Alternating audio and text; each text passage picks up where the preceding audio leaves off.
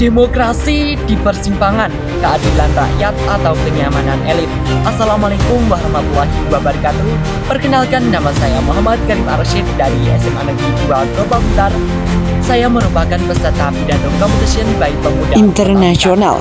Yang saya hormati para hadirin sekalian, hari ini saya ingin mengajak kita semua merenungkan satu kenyataan pahit. Indonesia yang kita banggakan sebagai negara demokrasi terbesar ketiga di dunia ternyata penuh dengan ironi.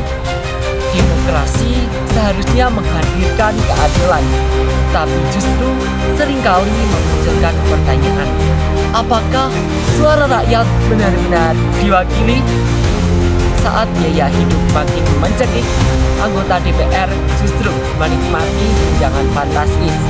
Saat rakyat berteriak di jalanan, aparat justru menekan.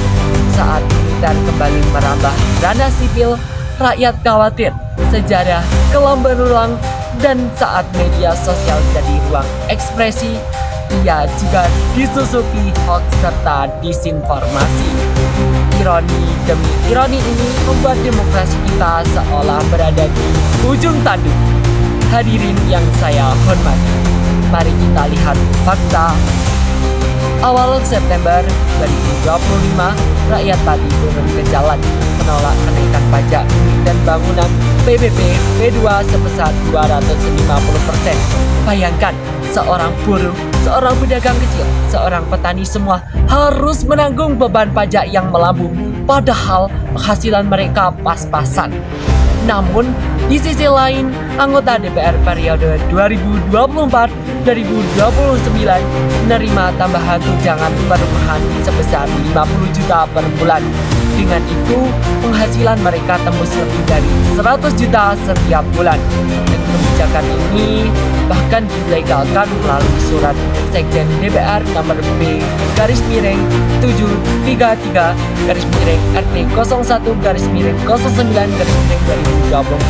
Pertanyaan pun muncul, di mana letak keadilan? Saudara-saudara sekalian, inilah yang saya sebut sebagai persimpangan demokrasi. Demokrasi seharusnya berpihak pada rakyat, tapi ini seperti berbelok ke arah kenyamanan elit. Demokrasi seharusnya menegakkan keadilan sosial, tapi ini rawan menjadi sarana pengkhianatan. Mari kita bayangkan, seorang petani di pelosok desa bangun sebelum matahari terbit, bekerja hingga larut malam, tapi harus membayar pajak dengan penghasilan seadanya. Sementara seorang wakil rakyat duduk di kursi empuk, menikmati gaji, tunjangan, dan fasilitas mewah, bahkan terkadang absen dari sidang. Tidakkah perbandingan ini menusuk hati nurani kita? Hadirin sekalian, keadilan dalam demokrasi bukan hanya hukum di atas kertas, melainkan moralitas dalam tindakan. Demokrasi bisa tegak jika para pemimpin mendengar suara rakyat. Sejarah telah mengajarkan kita reformasi 1998 terjadi karena rakyat muak dengan kesewenang-wenangan dan ketidakadilan. Jika hari ini elit politik kembali mengkhianati amanah rakyat, apakah kita akan mengulang sejarah kelam itu? Saudara-saudara, suara rakyat tidak pernah menolak pajak selama pajak itu digunakan kepentingan bersama, seperti membangun sekolah, memperbaiki rumah sakit, membuka lapangan kerja, dan memperkuat ekonomi rakyat kecil.